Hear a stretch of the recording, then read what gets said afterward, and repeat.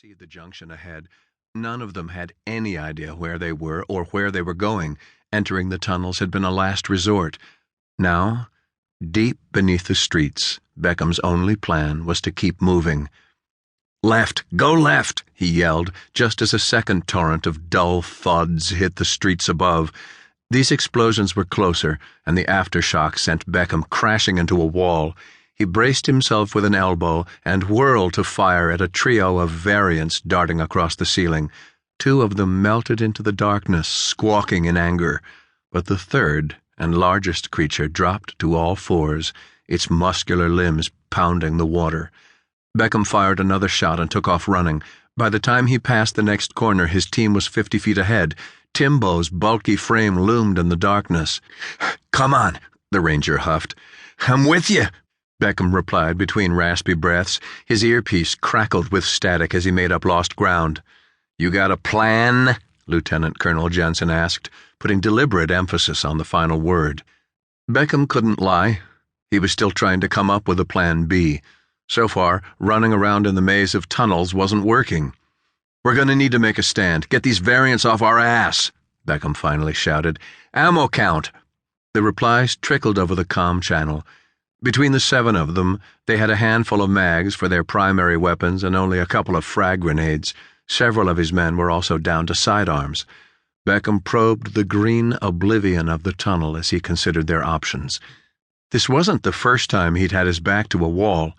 At Fort Bragg, Beckham and Horn had been down to their knives before Chow had showed up with the cavalry, but this time no one was going to ride in and save him. Team Ghost was on their own. A guttural croak echoed through the passage.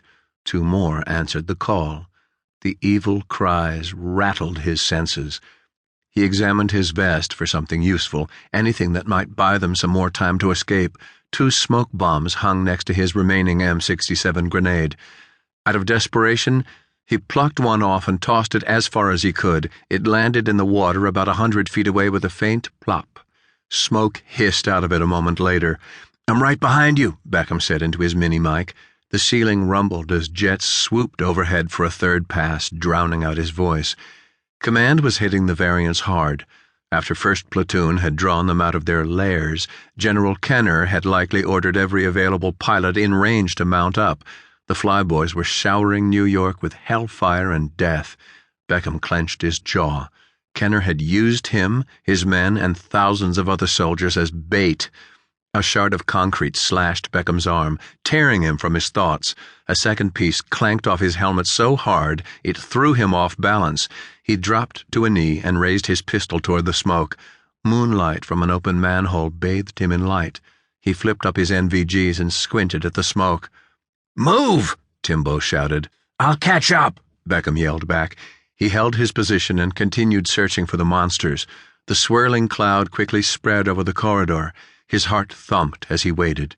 Seconds ticked by. 5. 10. The footsteps of his team splashed through the water, gradually fading. A flash of motion broke inside the curtain of smoke. The single shape of the colossal variant lingered at the edge of the barrier. It tilted its head, yellow eyes blinking rapidly as it searched for Beckham. He fired on reflex, his trigger finger responding to the stab of fear with 3 shots. The rounds punched into the thick variant's sweaty chest, jerking it from side to side. It let out a roar and leapt to the wall. Beckham fired off 2 more shots. One clipped the variant's cranium, blowing off an ear and a piece of skull. That only enraged the monster. It clambered across the bricks, closing the gap between it and Beckham. He could smell it now. The sour stench of rotting fruit carried over the putrid sewage. "What the hell are you?" Chow started to say over the comm. When Beckham's gunfire silenced him, he fired again and again, but the monster's thick muscles seemed to absorb the bullets. The high-pitched screeches and the popping joints of other variants echoed through the tunnel in the break of his gunshots. Beckham knew what came next. Fatigue had screwed with his senses. He should have known the smoke wouldn't cover their escape, should have known his bullets wouldn't stop them. Without thinking, he reached for his last grenade, bit off the pin, and tossed it at the beast of a variant that was now only 50 feet away. "Frag out!" Beckham shouted. He turned to run,